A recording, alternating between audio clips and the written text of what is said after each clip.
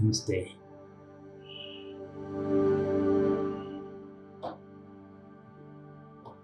So let us begin with a prayer.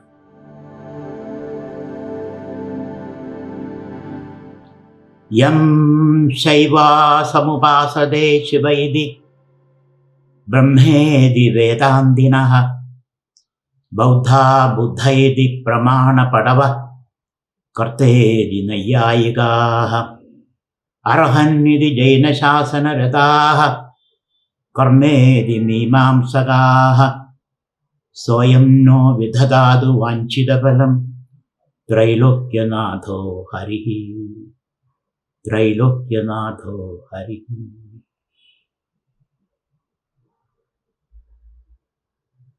May the Lord of the universe, Hari, make all my efforts successful and fulfilling. Different philosophers and theologians call him by different names. Some call them Brahman, others Shiva, and some call them Ishvara, the Creator, and others Karma, and yet others Arhan, Allah, Thavo, God, the universe. But the truth is the same.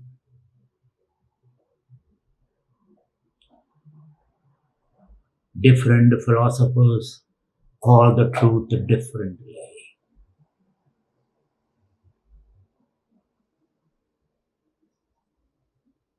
So let us agree to disagree. And let us not fight in the name of truth and God. Let us sit together and exchange our idea and enhance our understanding of the truth. Let us not try to convert each other. Let us engage in a conversation about our take of the truth.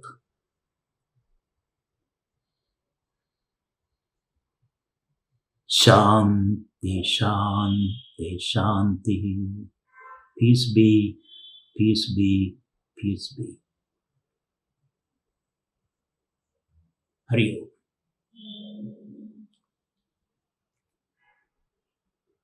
So we have discussed the nature of Dharma. The first 5 talks are discussion on the nature of Dharma and Swadharma. Dharma generally and Swadharma, my particular Dharma.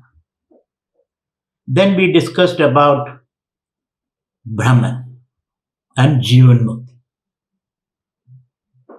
Nature of Brahman and how do I live as Brahman, which is called Jivan. So when we heard all this, it looked that will I be able to practice all this? Dharma seems to be too idealistic. Ahimsa and the rest of it. And Brahman much more difficult. I know I am happiness, but I am not able to live that happiness in all my interactions. When I am sick and old and facing the prospects of death and lonely, to live that Aham Brahmasmi, it seems to be a little difficult. Not that I don't want it, but it seems to be little difficult. So in the Dharma discourse, we analyzed, we discussed, what should I do? It's an idea, what should I do? And I try to lift myself, but often I fall. The more I grow, the more I fall. That is a danger, isn't it? The more I go up, the more I fall. Danger of falling. So it seems to be a little idealistic, though I am inspired by it. And the second is Brahman, very difficult. So the second question was about Brahman, the question was, what should I be? And we all agreed we want to be happy people. There is no agreement. I don't have to put a gallop poll on that. Should everybody accept that? Everybody, there is no need of any discussion about that. We all want to be happy, creative, loving, sharing, inclusive people. But we are not able to. Often we fail. That is why Bhagavad Gita says, Yataha yataha nischarati tadaha tadaha manaha niyamya etad atmani vashamneya. Whenever you feel you are deviating, you are going off the mark, bring your mind back. Because it's a thought that I am moved away. Really you are there. So we become prisoners of thought. Though thoughts are necessary to interact with the world, but don't become a prisoner. Don't become a prisoner of your instrument. You should be the master instrument. But these are all difficult things. Anyway, now the question is that, so first question was, what should I do? The do question. Second question was, what should I be? The be question. The Brahman question, let's say. And third question is that, why I am doing what I am doing? In spite of all this understanding, I am able to bring myself to follow these ideas. It seems something is sitting on me, making me do whatever I am doing now. I am not that happy about it, but I happen to do that. You know, Duryodhana's famous statement, Janami dharmam najame pravarti janami dharmam najame nivritti kena abhidevena hrudistidena yatha niyuktos mitathaka. Some Buddha, some power is sitting in me and pulling me in different direction. I am not able to say no to that power. And I should know what is that power which is weighing on my brain, my muscles, my thoughts. So that's why I titled this talk as do we have a freedom of choice? Or are we under certain constraints? Psychological as well as physical. Environmental and inner compulsion. Is our freedom conditioned by certain inner and outer compulsion? Don't we say sometimes, I wanted to do that, but I was compelled to do something else. That's not my mistake, but circumstances forced me to do that. Circumstances forced me to leave my parents and go to some other countries, and I lost a job, but then I became a drug addict, then I wanted to sell drugs. Now I am here sitting comfortably in the jail. Isn't it? So, it is not me. It's some other power. So, if you take a stock of your life, autobiographical stock of your life, a lot of things which you did not want to do, but you end up doing, in spite of the training and understanding and teaching. So, we are curious. Why? What constrains my freedom? So, do we have a freedom of choice? This has been a question which has been discussed from millennia, maybe 3 millennia. In the Greek culture, in the Egyptian culture, in the Chinese culture, in the Indian culture. Even today, we are discussing, do we have freedom of choice? Are we responsible for our actions? Or some other power? You know, when you take a knife and cut somebody's throat, you don't take the knife to the prison, to the court, do you? You don't. Or a buffalo, stand behind a buffalo and he lashes you by its dirty tail. You don't take the buffalo to the court. Or when you sit under a tree and a branch falls on your head and you get a head injury, you don't blame the tree. Or a lion pounces on you and then you take the lion to the court. You don't do that. Isn't it? So therefore, what is this freedom we are talking about? Do we have freedom? It is a very vexing question. And we have been trying to answer that question, though unsuccessfully, not that successful. That's why you don't have karma sutras. Codified sutras on karma.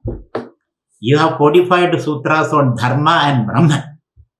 Nyaya sutras are there, Vaisheshya sutras are there.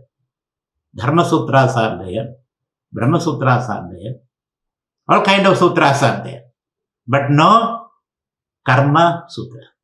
But their ideas spread in all our literature about karma. So we have to glean from this forest of literature and try to understand in a systematic way what karma is all about. That's what we are trying to do now. And then what are the pressure on our brain and our muscles and our psyche, because of which we are not able to do whatever we want. So that's the thing. That's what we are going to do today. So karma has got certain basic propositions. The theory of karma, let us say, or karma siddhanta. Karma means kriyade, to do something, to act, to make choices, to take decisions and act upon those decisions. Merely taking a decision is not enough. We have to act on that for it to become a karma. Otherwise, it is only a thought. And every karma produces its result. There is no karma which doesn't produce its result. It is kind of Newton's first law. Every action will have a reaction. You do something, it will bounce back on you later. You plant a tree, you will produce the fruits. If not you, but your children or grandchildren will enjoy the fruits. And the Upanishad says, you are reborn as your children and grandchildren. Same soul. There is an idea like that. Upanishad also says, yatha karma yatha shrudam. As you do your karmas, accordingly you take different births in different logas. So the basic premise of karma is there are many souls, many jivatmas, purushas in them. That is the basic premise. We have to start from somewhere, isn't it? To think, you have to start from some assumption, some hypothesis. Otherwise, thinking is not possible. So let us begin with this hypothesis that basically there are many Purusha souls. And then there is a Prakriti made up of Trigunas.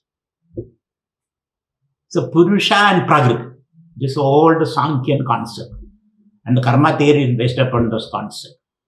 There are many Jivas or Purushas and the Prakriti made up of the Trigunas. And the Purusha has freedom of choice. Initially, he had a freedom of choice. To begin, if you can conceive of a beginning, because to think we have to have some assumption. In the beginning, let us say, these souls, which are not created, they are there. They are an ontological reality. Not God created the Purushas. They were always there. So these Purushas, many. How many are there? Limitless number. Very difficult to count. Just as you cannot count the grain, the sand grain on the seashore. There are many Purushas. That's a basic assumption. And in the beginning, they were free.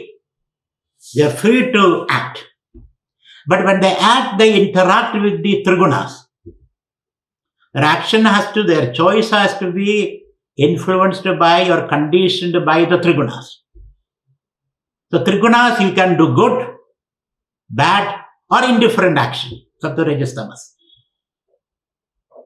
So your action, like your speed is determined by the vehicle that you operate, isn't it? You're operating a car or a cycle or some other thing, your speed is limited by that. But you are that. You use this. So you act, you have freedom of action. In the beginning, you have freedom of action. But when you make a choice, the first choice, it creates a result. And the result impinges upon it. And the second action will be conditioned by the result plus your choice. In something like you sitting in one morning, you decide, let me have a car. let me buy a car or let me build a house. The first choice you make. And once you build the house, or buy the car, or marry the woman, or marry the man, the next choices are determined by this first choice, isn't it? After you marry, you can divorce, but you get a permanent tag on you, ex-husband or ex-wife. Now, can you escape from there? So it is there on your website. This guy is ex-husband. Or you did something else. It's all there in your biography, in your profile. The first choice is totally free. Though it is free, it is determined by the Trigunas. And then it's a result on you. Then you act again. So these actions are going on, and slowly but surely and steadily, your actions are all conditioned by your past. Your past play a big influence on your action. And according to theory, even Brahma, Vishnu, Maheshwara, they also Purushas. Same Purusha as you and I are. But their good deeds, their tapas, push them to that post.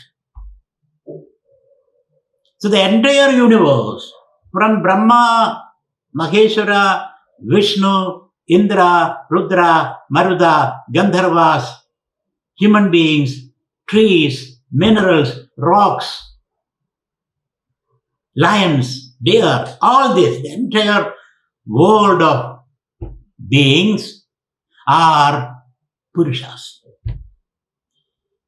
And they are all locked up in their own karmas. Just as when you build a house, you become a householder, isn't it? Similarly, your action. So depending upon your actions, you go up and down. 14 logas are said. 14 logas. But basically the actions are good, bad, and mixed actions.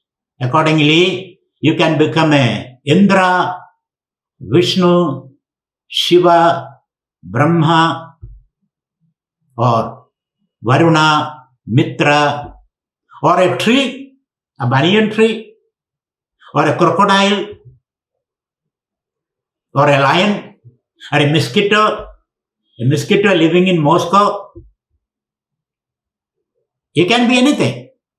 So it's like a pantheistic vision about the world.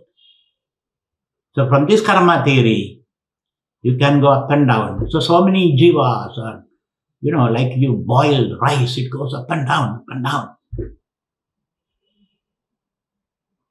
Like the Upanishad, the bird going up and down on the self-same tree. So when you see from the karma standpoint, when you see a rock, don't kick it. It may be your grandfather. When you see a tree, don't cut it unnecessarily. It may be your grandmother. When you see a bird, it may be your guru flying up. So we have a very alive, the universe become very alive, pullulated with this kind of jiva, going up and down all the time. Taking different bodies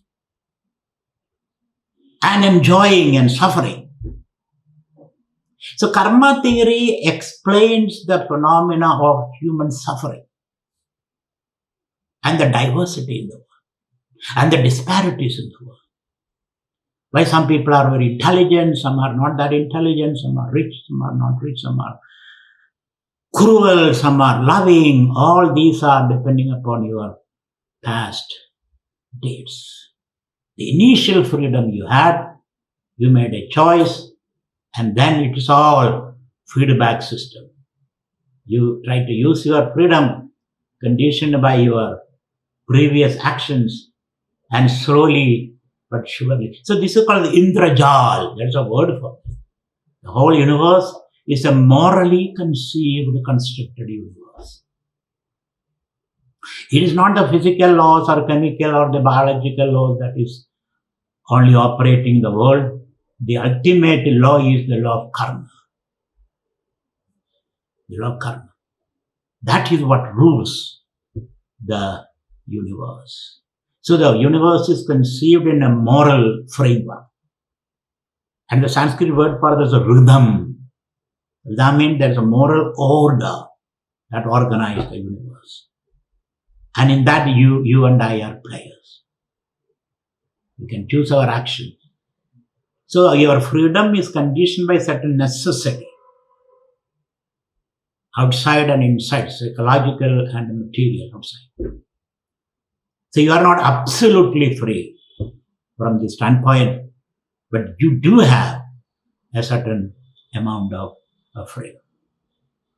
If you are piloting an aeroplane, you are not absolutely free where the plane should go. It's all determined by the machines and the weight of the plane and the ticket holders who have taken the ticket, where the plane should go. These are all determined by various other factors. So do you have freedom of choice? Yes, I had. But then I used in the beginning stages in a particular manner. And thereafter, it is a question of feedback. I act and the result come upon me, and then I act again. Thus I go up and down. Yesterday I was a tree. Today I am a human being. Tomorrow I can be Indra. Is it not interesting? So the Purusha is coursing through the universe, picking and choosing, giving and giving up, exhausting his karmas, acquiring more karmas.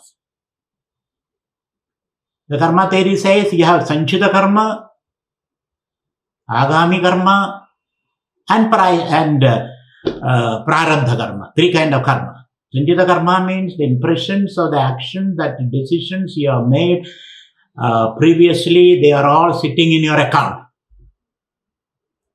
You cannot avoid it. They are there. It's all recorded. Not only recorded, it is videoed. Chitragupta means one would take the video. Chitra means picture. So everything is in the record.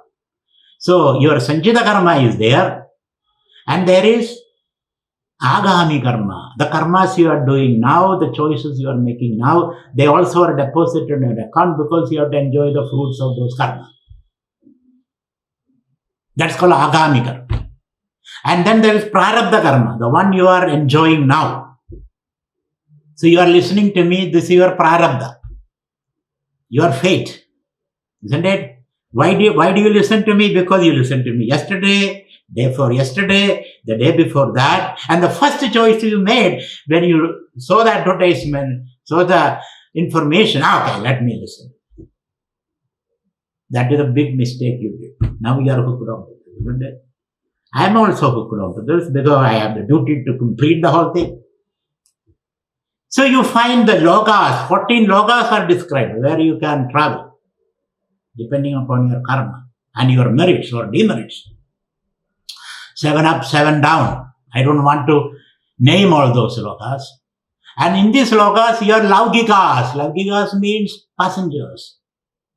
You go through these lokas as the spirit, as the heart.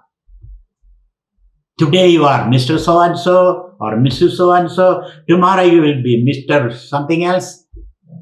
Because that all depends upon what is the karma bhala you are supposed to enjoy.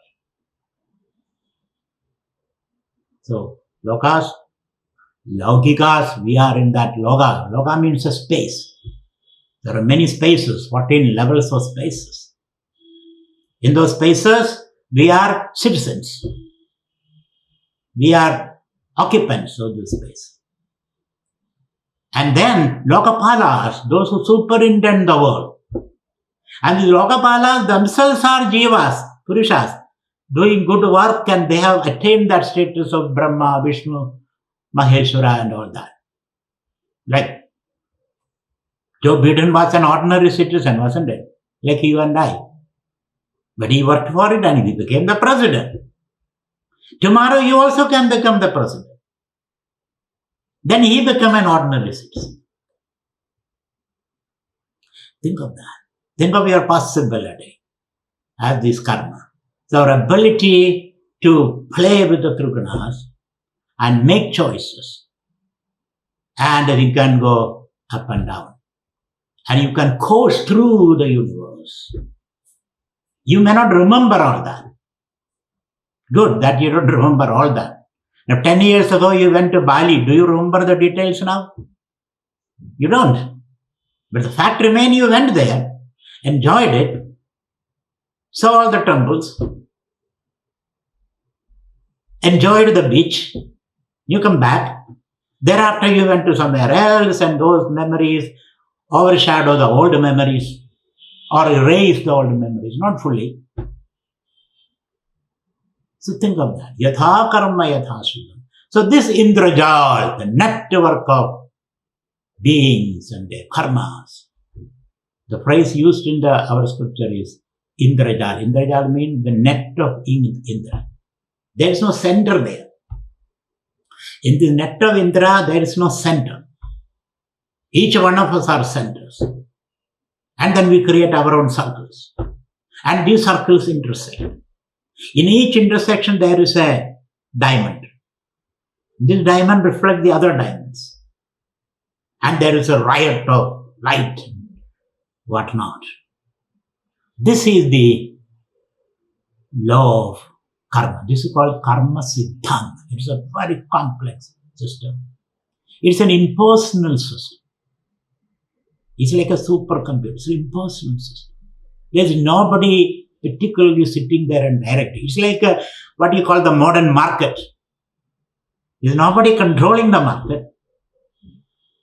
Of course, they say there is an invisible hand that controls the market. Similarly, in the Karma Siddhanta, there is an idea called Adrishta. Adrishta and Apurva. Purva means you make a choice, a free choice, of course conditioned by a situation. That's Apurva.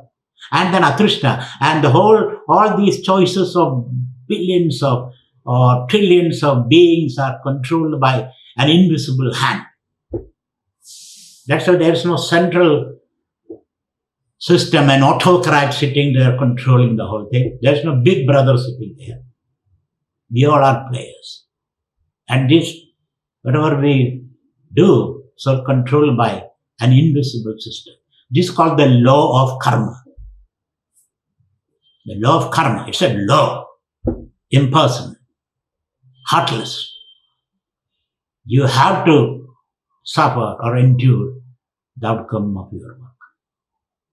There's no point in saying that I'm sorry, I did not know about it. So, I hope you understand the complexity of the world of karma. This understanding is very complex, full of possibilities, full of freedom. So karma makes you a free agent of action, but your freedom is conditioned by, predicated by your environment. If you use it properly, like Obama became the president of the United States, unimaginable. Use his condition properly, and you reach there. And some other people, Trump, billionaire, became the president, one more chance, but he spoiled. He blew it away. That is his karma. Now he is ruining. He is repenting in Lusha. Isn't it? So you can reach up to that post and you can come down. So yesterday's Brahma is today's Brahmi. Brahmi means a plant. Isn't it? So all these are possible. So this makes you very, very careful, very sensitive. That's when the Buddhist tradition, even to cut a stone, they will engage in a conversation with the stone. Because maybe my grandmother. So can I cut and take a piece of you so that I can build my vihara, my temple, to cut a tree? Because these are all we ourselves. We all gone through this situation. So it creates certain empathy, certain inclusiveness. The karma theory. So there is nobody to blame for whatever we are, whatever happened to us. There is no God to blame. There is nobody to blame except ourselves. You don't have to blame yourself. You wanted all this experience, isn't it? You wanted to have an experience of a tree. That is why you did such karmas. You ordered that abode for you by your karma. After placing an order and the goods are delivered, you say, no, I didn't make this order. That is not possible. That's not possible. You made the order and the money has already been taken out of your account, because these are all supercomputers functioning. The karma system is a supercomputer. So look at the whole universe like this. So many Purushas coursing through the universe by the kind of karmas they do. And their karmas are determined by their environment. The trigunas, basically. So the karma siddhanta, or the law of karma, conceives the universe as a moral universe, not just a physical or biological or chemical world governed by these laws, but ultimately the universe follows the law of karma, the jiva. So that is the karma theory. But this is too mind-boggling, isn't it? This is too mind-boggling. So what I am going to do is, because my job is to unpack it for your daily life. Daily life. But let this be in your mind. Let this be the background of your thinking. So why I am doing whatever I am doing now is the question that we are trying to answer. And can I have little more freedom? Because it seems that I have become used to, I have taken things for granted. My garage is full of unnecessary things. Should I make some spring cleaning so that I can have some more leeway or space for a little more free action? So this question constantly bothers. Why did I do that? I didn't want to do that. Why did I shout at that person? Why did I shout at my spouse? Every day I take a decision, I will never shout at my spouse or at my children, or I will not smoke, I will not do this. But I end up doing the same. Why? This is the question we are going to analyze today, and how we enlarge the freedom, our choices. So there are many choices, so that I can get a better choice. When we are aware of many choices, then we can make a better choice. So the question today that we are going to analyze is why I end up doing whatever I am doing. Because your real history is what you have done, not what you have thought or what you preach or what book you have written. No, that's not what it is. What have you done? Moment to moment. So it seems there is something which is in me, which is forcing me, which is weighing on my brain, my muscles, my psyche. Of course, it could be the result of my past deeds, I agree. You see, the result of my past deeds in this life and maybe the previous life. I have no idea, but maybe logic takes me there. Because karma siddhanta is a theory of moral causation, cause and effect. That's karma siddhanta is all about. So maybe I have done something in my previous life. Maybe I have taken several lives. And today, this is what I am. So what is that? Weighing on me, controlling me. And the Sanskrit literature used the word samskara. Samskara, vasana. Samskara means the residue of your actions left in your brain or your mind. You see, when I took the first cup of coffee, it was bitter, isn't it? When you took the first cup of coffee, it was bitter. You said, no, I don't want it. Then second cup, that leaves a samskara in you. The first cup leaves a samskara in you.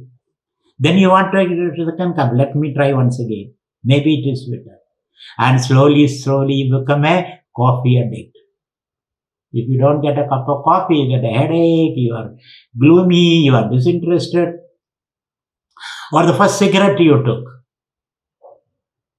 Very bitter, isn't it? Go through your nose, your coughing and all that. Second one, third one. So bit by bit, drop by drop, it become a big ocean. So this way, my previous actions leaves a certain impression in my character, in the Atman, in the soul. It also produces a result, but also it leaves an impression. And then that impression makes you deepen that groove. And you keep on doing the same thing. And you cannot get out of that. So we want to analyze what are those impressions, vasanas, that is controlling me, my present choices. You have to do your own self-analysis. You analyze yourself. What are those impressions? Which is conditions your present choices. You can call it the genetic inheritance, genetically, from my parents. You can say it is mimetic. Mimetic means your culture. There are epi genes in you, which is the on and off switch. So it is mimetic. That is more cultural. There is cultural mimetic impression. There is genetic impression. There is karmic impression. Karmic impression with the new choices that you make. There are three lines of impression: mimetic, genetic, and karmic. Both genetic and mimetic is beyond your control. They're karmic, which is within your control. But that control, that choice is not absolute. It is relative. So these are the impressions. So we can call it vasanas together. The genetic, mimetic, and karmic impressions that weighing on your muscles and your psyche and your brain can be called vasanas or samskaras. And these vasanas are so solidified in you that you have been locked, hemmed into those vasanas. And now we have become very, what should I say? You have become so controlled by these vasanas. You have become so a slave of this. As a result of that, though you want to be free, you want more choices, but you are not able to do that. The choices, you don't see those choices because you are so much influenced by these vasanas. So the question is that first of all, we must become awareful of these biases, prejudices, conditionings, a priori assumptions. In Sanskrit, we call it Shraddha. It creates certain disposition in you. Shraddha or Ishtam, certain love for certain things. And you are helpless. You want to be free, but you are helpless. You don't want to do it, but you continue to do it. You want to be a happy person, you know you are Brahman, your nature is happiness, but you are not able to express that. When you see your mother-in-law, your eyebrows goes up and you are unhappy. Isn't it? So therefore, what is this thing? Can I at least expand my choices? Can I become awareful of this? That's what meditation is all about. Becoming awareful of your conditioning, your prejudices, your biases. Many kinds of biases. The racial bias, the gender bias, then the ideological biases, aesthetic biases, then ethical biases. So many kinds of biases, which I am going to discuss in the next coming 4 lectures. So what are those biases we are subjected to? Can we become aware of that? And can we become more choices into the repertoire of our unconscious? Freud calls unconscious biases. Biologists call it genetic biases. Sociologists call it mimetic biases. Karma theorists call it karma biases. Whatever way you want to explain it.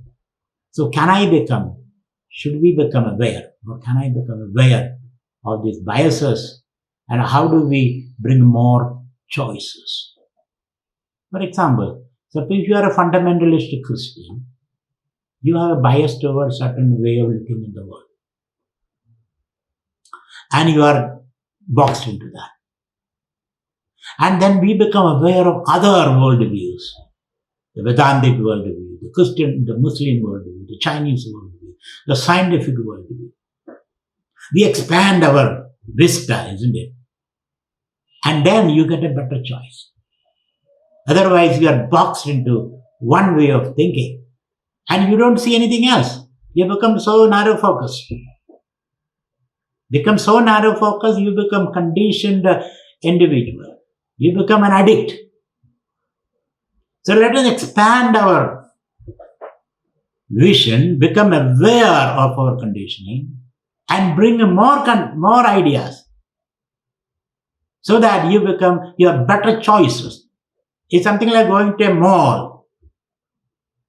In the village, you have a wayside shop where you go, whatever is available, you buy. But when you go to a mall, you have better choice. So how do we become aware of our conditioning? Because of which we do whatever we are doing. And how do we bring more choices? By exposing ourselves to different ideas, so that you can enjoy better freedom of action. That's what we are going to do today. So, when we look at our own conditioning, I classified into 10 kinds of conditioning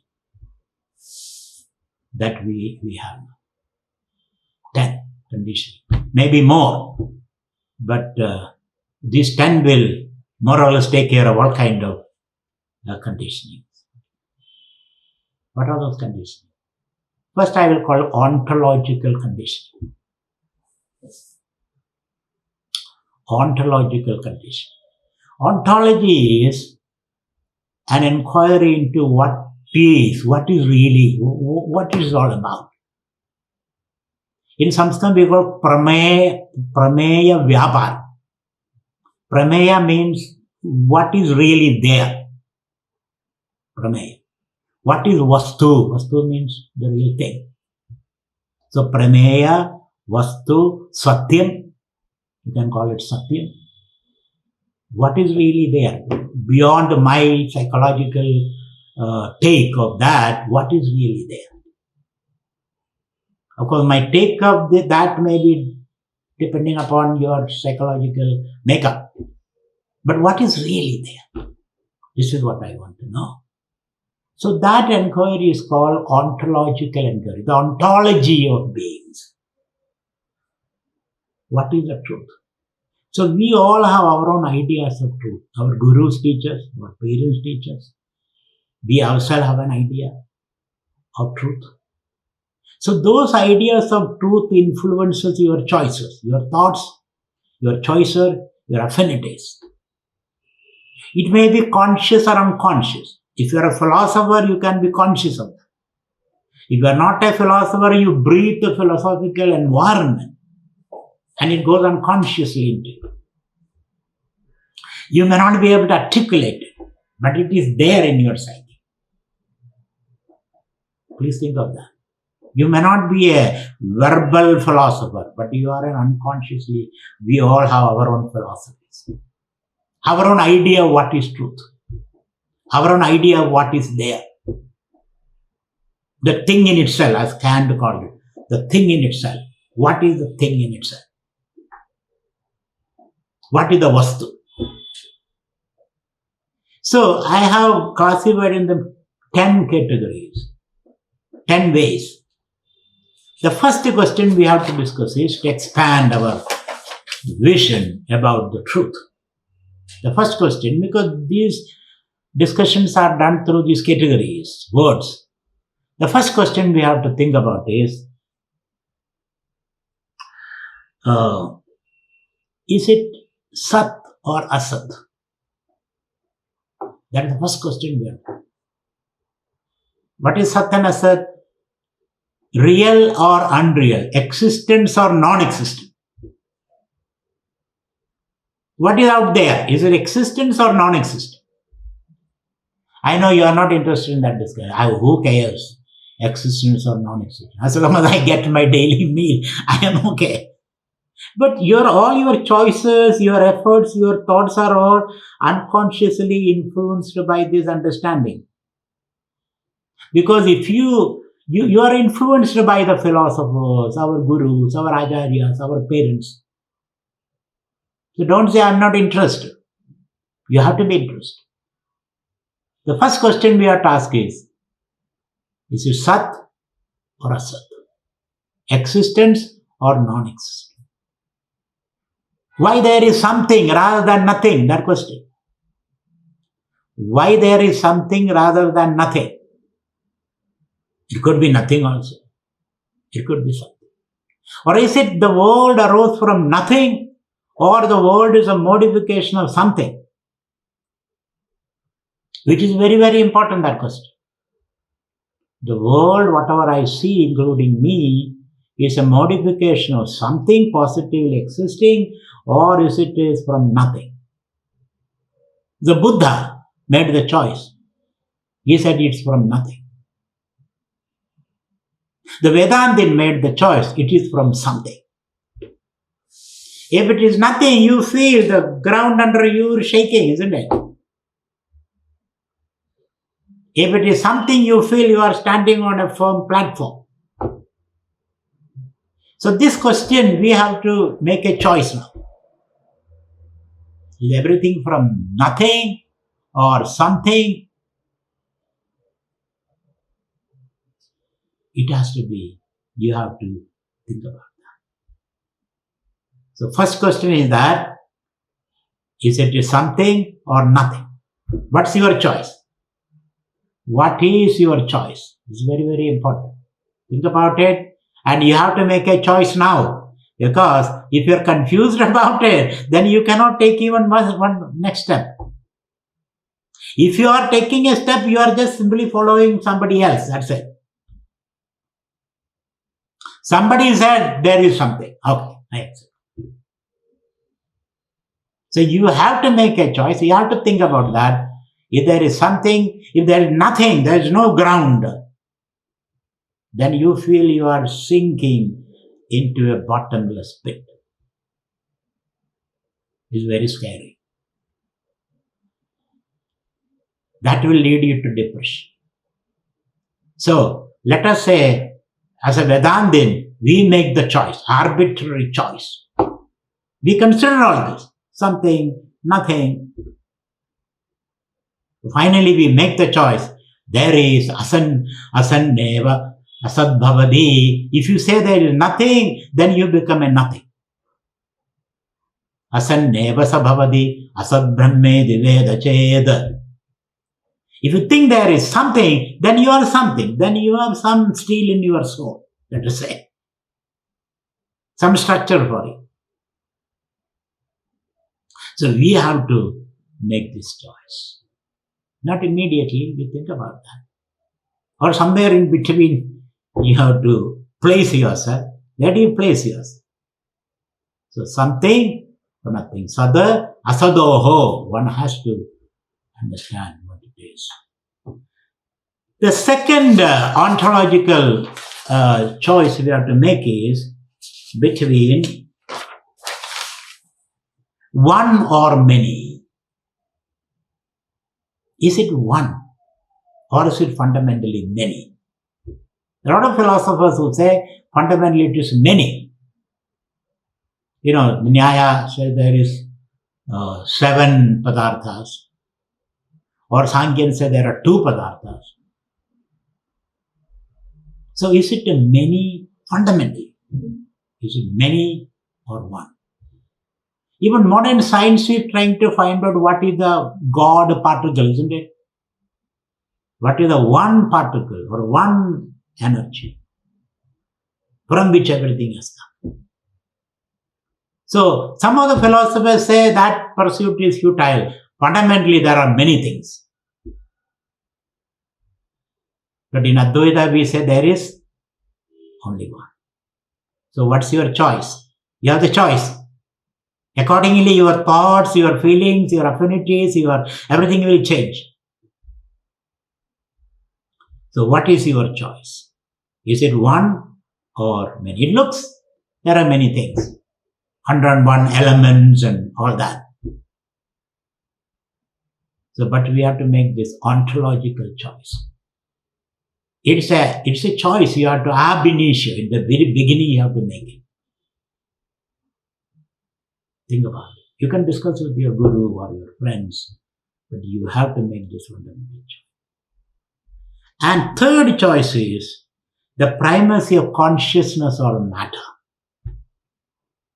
What is primary? Consciousness or matter?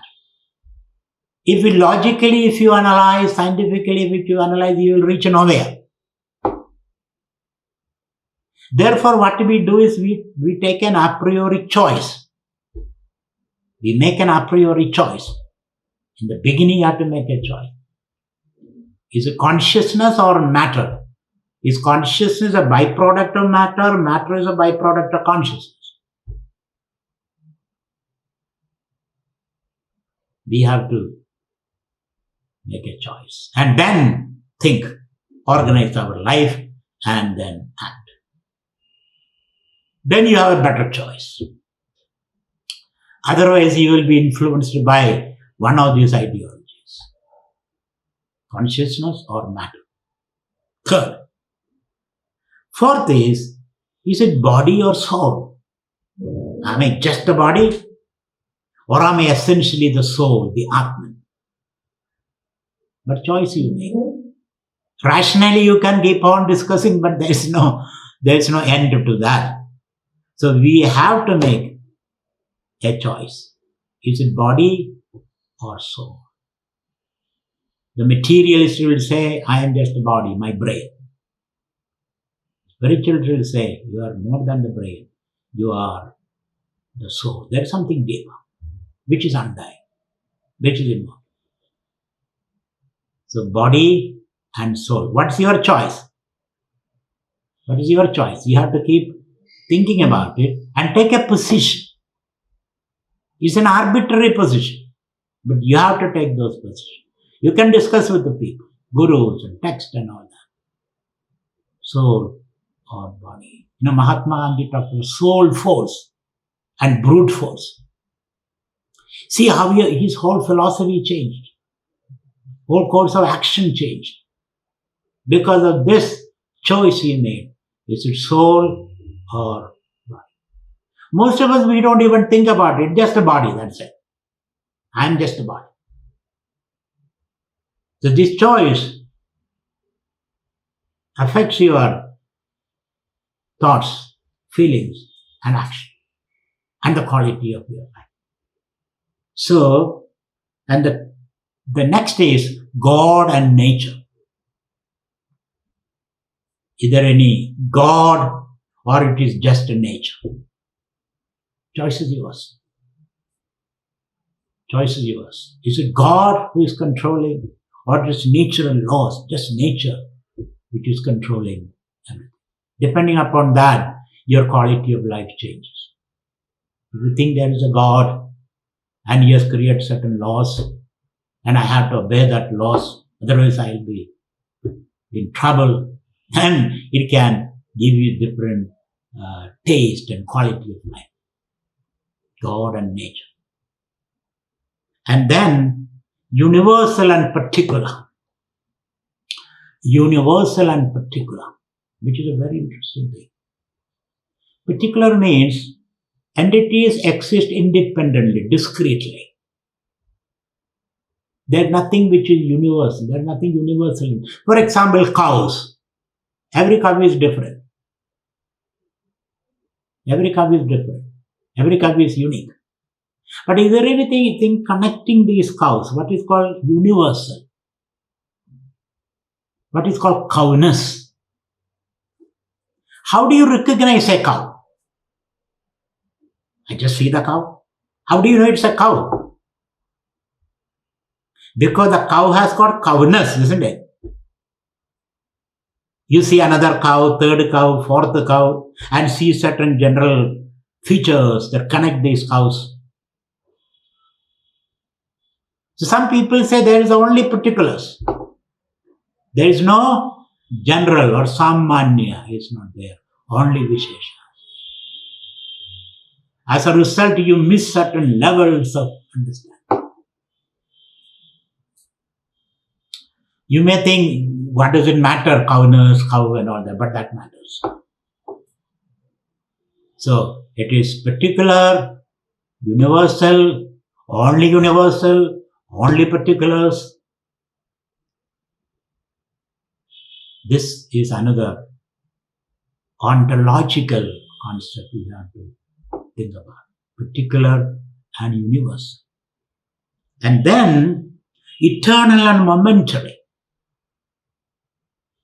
Some people believe everything is momentary. There is no core in it. There is nothing eternal in the world. It's only momentary, otherwise don't care. It's all momentary. Nothing. We already discussed that in the last lecture. If everything is momentary, memory is not possible. So this conflict between eternal and momentary. Buddha said everything is momentary, which led to the idea of Shunyavada. There is anything eternal, of which momentary things are expressions. So think about that. Eternal. I'm giving you some chewing gums to chew. So that your choices become better. You've got a wider way of looking at the world and your own life. Eternal and momentary. The next is creation, evolution, and appearance. Is the world a created world by someone? A God created the world. God said, let there be light, and there was light. Let there be world, the world. But God has nothing to do after it. The world is separate from God. Creation means the creation is different from the creator. Like a potter makes a pot, then the pot is different from the potter. The creation means the creator stand apart from the creation. Is that the truth? Or is it evolution? Evolution means something undergoes continuous changes, inner mutations, and becomes something else. So first it was an amoeba, now it is Amitabh Bachchan, isn't it? Amoeba has become Amitabh Bachchan or Albert Einstein. How did he become that? Slow mutations, and slowly, bit by bit, amoeba became Amitabh Bachchan or Albert Einstein. Is it that way? Or God, simply said, let there be all these creatures, and they appeared. You can take these positions, which is very important. And the third concept is that some reality, Brahman, appears as the world without undergoing any change. Which one will you choose? The Brahman appears. So it's an appearance, or it's evolution, or is it creation? Where is your affinity? When I say this, what appeals to you? What appeals to you? Three things. Earlier you heard only one thing. You heard only it is a creation. Period. So your choice is limited. Now you hear it can be evolution, it can be appearance. This table is an appearance of atoms in an ensemble of atoms, isn't it? There's nothing called table. Appearance. Atoms did not undergo any change. So is it appearance? Or is it a creation? or it's evolution, you have to make that fundamental choice. Then your understanding of the world will change. Understanding of yourself will change. And you have better freedom. Otherwise, you will be boxed into one idea. And then I bring a modern ontological problem. What is that? Can machines have self and consciousness? Because when matter evolves to a certain complexity, which is called a machine, it can invoke a consciousness. Because our brain is a certain complex phenomena. And through that, consciousness manifests. So what's your position? You can take a position that machine can never be conscious. This is an ontological position you take. Or you can say machine can become conscious with the self, with the feelings.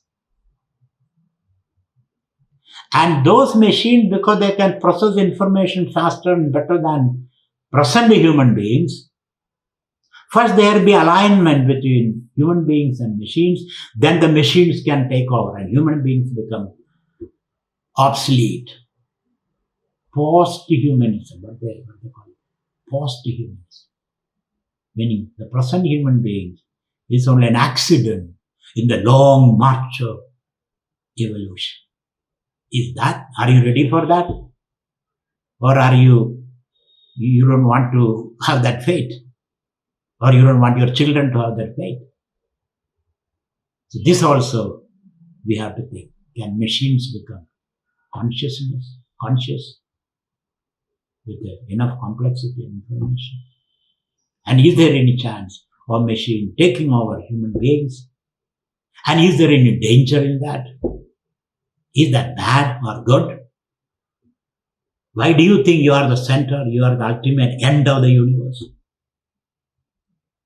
We think we are the end of the universe, isn't it? Human beings are the summum bonum, the roof and crown of creation. Is it not arrogance? Are you ready to be replaced, to be recycled? Think of that. That also is a choice. Because this choice will determine how you deal with the machines. Maybe you don't want these intelligent machines. Like if you don't want a criminal or a psychotic person. So this is the modern ontological problem that we are facing. So these are the 10 questions we have to ask to bring diversity in our psyche so that we can make better choices as an individual and a community and a research community. We can make better choices and enjoy more freedom. This is the ontological choices. Become aware where you stand in this. And when you become aware of your own conditioning, where you are boxed in, where you are fossilized in your thinking, then there is better choice. And there is better way of experiencing the world. You become a much more free individual, relaxed, happy. And even then, your choices are not absolutely free. There will be, because that's what I call freedom and necessity. There is a certain necessity in which you have to operate. Within that field, you have certain freedom. So the final concept is, it is not that you are absolutely conditioned by the past, absolutely determined by the past. You are influenced by the past. Not that you have got absolute freedom to do whatever you like. Your freedom is conditioned by your necessities out there, your body and the world outside. So that is the karma theory. You have partial freedom. You have the car, and the car you can take to the drinking booth or your tumble wherever you want to take. But your speed, everything is determined by the vehicle you are using. So that's the kind of freedom envisaged in the karma siddhanta, the law of karma. You can go up and down. And so friends, think about this. And next, I'll be talking about the epistemological conditioning. Now this ontological conditioning. Epistemological. Episteme means, how do you know what you know? You think you know a lot of things, isn't it? How do you know? How do you know they are the real thing, real knowledge? It can be fake knowledge. It can be wrong knowledge. How do you know? What you know is real knowledge. How do you produce knowledge? How do you communicate? How do you understand things? That's called epistemological conditioning, which we will be discussing in the next class. Think about it, and which will make you a better person, a freer person, and enhance the quality of your life. Thank you very much. Hari Om.